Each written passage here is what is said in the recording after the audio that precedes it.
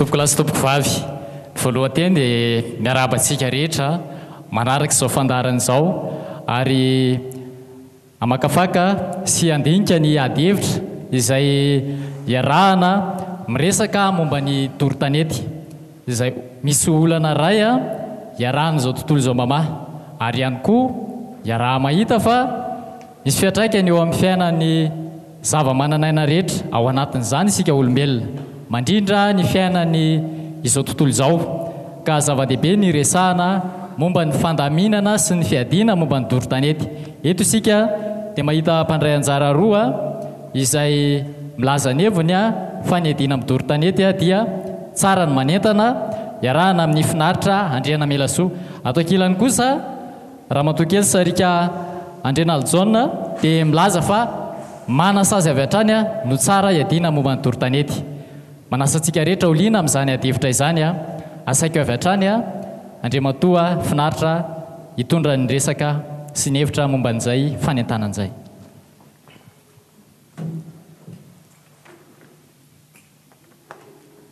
Nandritra izay fotoana nanombohana izay minitra vitsivitsy dia nanodidina ny 570 hektara ana ala no tsy hita popoka.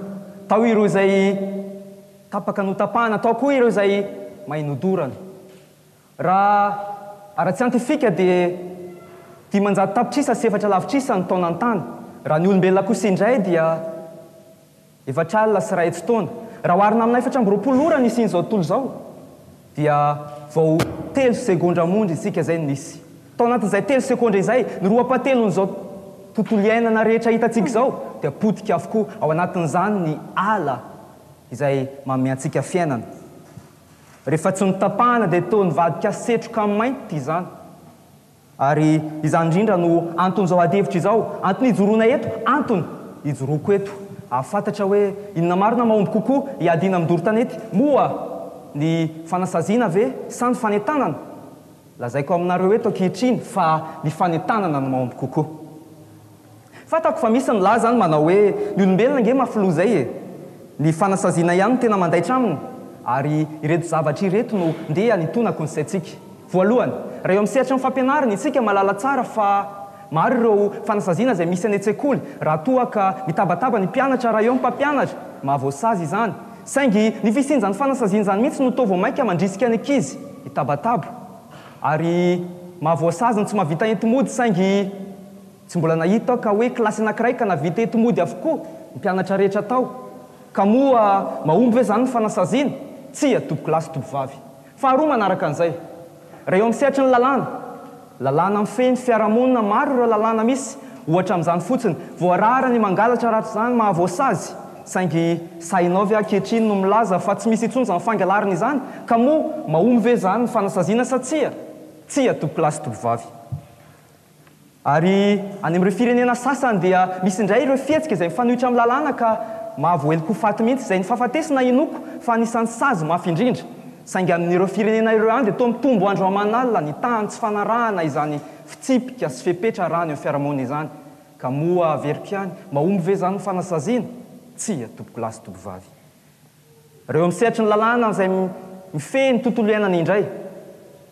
Fantatsika tsara fa mahavoasazy ny mandoro-tanety, saingy sady tsy fantatry ny olona akory ny fisinjan'ny lalàna izany, toa vao maika toa lasa kolotsaina ary ny fandorona tanety ankehitriny. Raha tsy laza ny eto Madagasikara fotsiny, koa izany no ijoroako eto ankehitriny ilaza fa raha iady amin'ny doro-tanety ny fanentanana no mahomby kokoa. Makasary tompoko lahy, telo tompoko.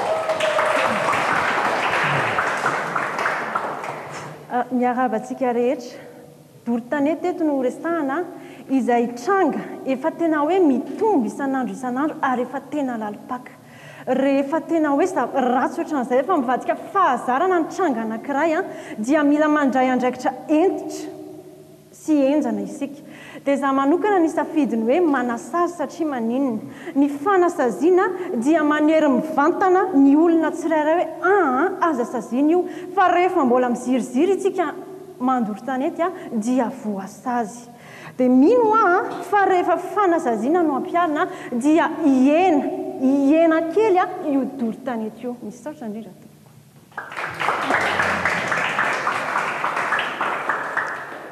Fa ho anary ny lazako fa ny fanentanana no mahomby kokoa satria maro ny maika nasazy anefa tsy malala ny antony akory. Mila fantarina aloha ny antony zay vao afaka miady amina zavatra irayntsika. Maro amin'ireo olona mandoro tanety no manao izany tsy falahita hafa akory ka hoe faliheny fofona setroka fotsiny fa noho ny tsy visina, noho ny tsy fananana. Maro amin'izy ireny no mieritreritra fa raha mandoro tanety dia mba mahazo saribao kely ka amidy mba sitrany ay mahazo hohanina an'io. Maro amin'izy ireny koa no mieritreritra fa raha manao izany izy dia mahavokatra ny tany ka miakatra ny vokatra, azona vola avokoa izany. Ka raha hiatra ary fanasaziana, hosaziana izy anefa ny kibo tsy misy ninona akory, hogadrainy ilay rangahy nefa izy no mamela ny ankohonany ary asaina mandohonitra izy anefa ny kely eo ampelantanany indray zany no ho alaina aminy. Izany no itenenako hoe tsy mahomby ny fanasaziana. Ny sazy dia fitsaboana fotsiny ihany fa hoy ny fitenenana milaza hoe aleo misoroka toy izay mitsabo. Ny fanentanana araka izany no fisorohana lazaiko eto. Azavaina azy ireo fa nandritra izay fotoana tsy ny fandoroana tanety akory no antoka zato isan-jato mba havokarany tany. Fa raha mahazo vola izy ankehitriny, anio inona moa ny tombony raha hopodiko izao tontolo izao ny ampitso noho ny fandoroana izany tanety izany.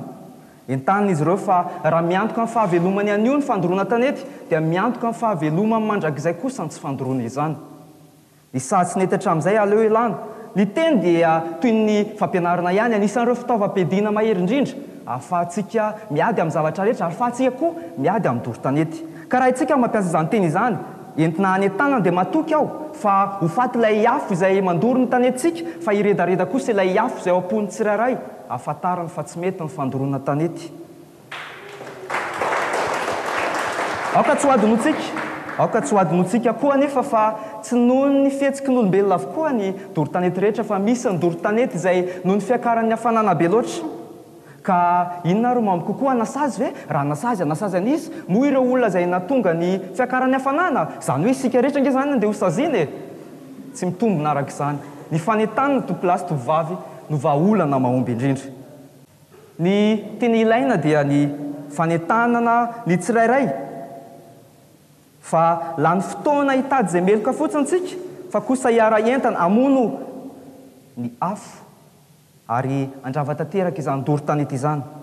Nisy teo ny doro-tanety izay nalaza tany amin'ny faritra any ivelany, raha tsy laza fotsiny tany Californie, izay nahamay afo amin'ny hektara manektara. Inona no vahaolana hitan'ny tompona andraikitra tamin'izany? Ny fanentahana ireo mpamonjy-voina rehetra mba hiara entana hamono ny afo. Neny fa na dia olo-tsotra aza no entanina tamin'izany. Satria maninona? Satria ny fanentanana no mahomby kokoa fa tsy ny fanasaziana. Fa hoy ny fitenenana hoe soa fianatra, ka soa fianatra. Raha mbola kely ny zaza iray dia tsara ny manasazy, saingy rehefa lehibe kosa izy dia amin'ny alalan'ny resaka no ananarana azy. Ny fanentanana izany resaka resahako eto izany. Efa lehibe tompona andraikitra avokoa isika rehetra ka tokony hiara entana. Raha mahita sy mandre izao ady-hevitra izao izay efa karazana fanentanana sahady ataonay na dia miandany ny fanasaziana ary izy dia miara manentana amiko eto. Ka hiaraka isika anapirofo amin'ny sasany milaza fa ny fanasaziana mahomby kokoa hoe tsy voatery kapohana voaendry ary tsy mandaitra ny fanasaziana izany satria olona maimeno ary mora tenenina avokoa isika. Sotra tompoko.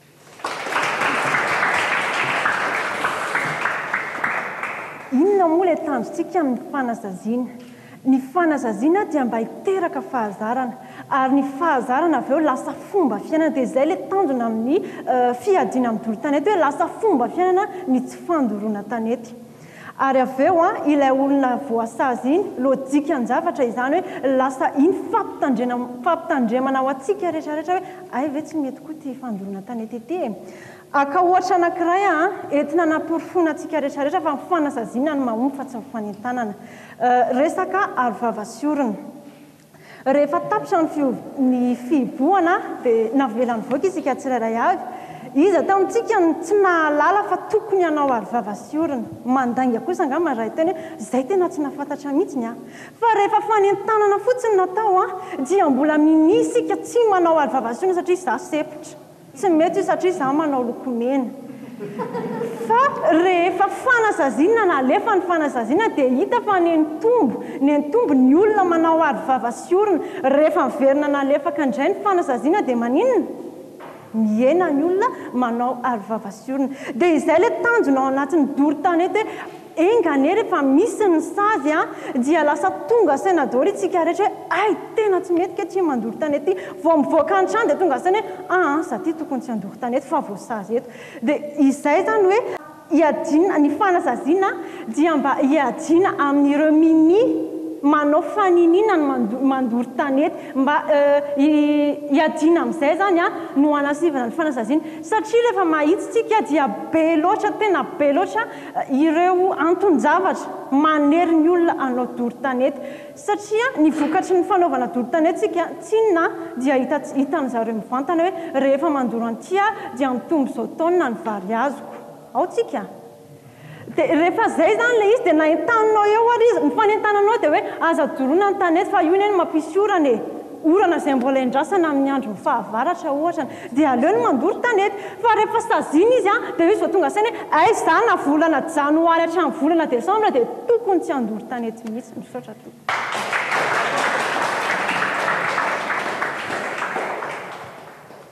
nolazaina teo mahakasika ny hoe arovava sy orana saingy tsika malala tsara fa vao mivoaketsy isika na ireo izay nanomezana zany andraikitra nasazy izany ary tsy manao izany arovava sy orana zany akory ka hoy hoe vaolana viaraka izany fanasazina tsia fanetanana ihany ny zava-dehibe ny fahendrena dia malala fa misy vokany avokoa ny fihetsika isika rehetra noho izany raha endry isika dia tsy tokony ho gaga raha mahita ireo loza maro isan-karazany izay miatra eto amin'ity zao tontolo zao ty noho ny doro-tanety izany maina ny tany tsy tonga ny rano ary inona ho ianareo tsy avy norana raha endry isika tokony halala fa noho isika ihany no mahatonga izany tsy ny azo ihany nefa no voakasika izany fandoroana tanety izany fa misy koa ireo biby maro ireo zava-mananaina tsy ireo biby ihany izay miaina ao anatin'izany ala izany mahay kila avokoa izany indrindra no ilaina fanetanana tompoko lasy tovovavy zava-mananaina ary azo izay nisy teto alohantsika dia horingana tsisy itsony ao anatin'ny 3 segondra nisy itsika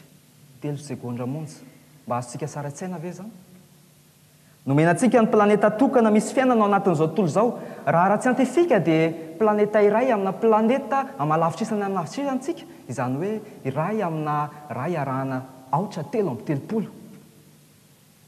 iray amin'ny natory isika fa tsy misaraka amin'ny natiora ireo azy izay nomenantsika izay anomeantsika rivotra iainana ireo azy izay nomenantsika mba anomeantsika sakafo anomeantsika fanafody ireo azy ireo indray no dia hodorantsika hompitiantsika ka mino fa manam-pahendrena manana sofina afaka miaino avokoa isika mandre izao fa fanentana sady zo ataoko izao hoe tsy vaolana ary tsy mahomby ny fandoroana tanety fa mitondra isika ho amin'ny fahaverezana ihany zany maro ireo olona izay nifota amin'ny toromasony anjarantsika indray izao anjarantsika no miady sy mijoro amin'ny fiarovan'ireo ala ireo amin'ireo olona izay tsy mety hanokatra amin'ny masony fa manao fanina tsy mijery mirosony sady miondrika hatrano no maneritreritra andoro tanety hatrano fa miankina amiko miankina amintsika miankina aminao mijery mihitsy no ahafahantsika miady amin'izany alohan'ny idirantsika amin'ny segondra manaraka dia ny segondra faefatra ny ratsy indrindra dia tsy ny faharatsian'olombelona fa kosa ny fahanginan'ny tsiraray ka izany indrindra no antony izao adevitra izao anatanako ny tsiraray mba tsy hanao izany fandoroana tanety izany fanetanana amin'ny alalan'ny teny ny teny izay mampietsi-po ny teny izay mandresy lahatra izany teny izany no entiko ankehitriny ampiasaina anetana ny tsiraray ka hoy hoe aoka izay tsy mahomby ny fanasaziana fa kosa ny fanetanana marina fa efa maro raha tsy natao saingo kosa hoy hoe aoka izay makasitraka tompo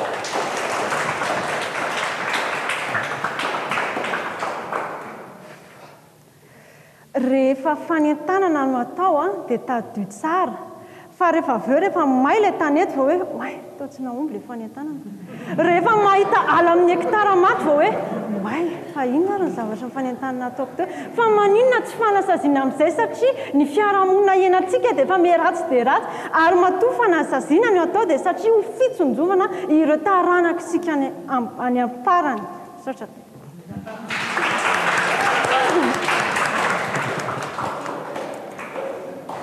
Ny zava-dehibe aloha matoa isika nanaraka izao adevitra izao dia miaraliana sy miararesy lahatra angamba fa ilaina ny miady amin'ny toron-tanety. Nitondra ny heviny ny namantsika teo izay mitondra fa tsara ny manentana fa mety ihany koa ny tonga dia manasazy. Ho anao izay manaraka izao adevitra izao azonao ataony maneho ny hevitrao na ao amin'ny chaîne YouTube ny Aiona Madagasikara na ao amin'ny page Facebook ny Aiona Madagasikara. Asehoiny hevitrao andesika iara-iady amin'ny toron-tanety. Mankasitraka tompoko lahy, mankatela tompoko vavy.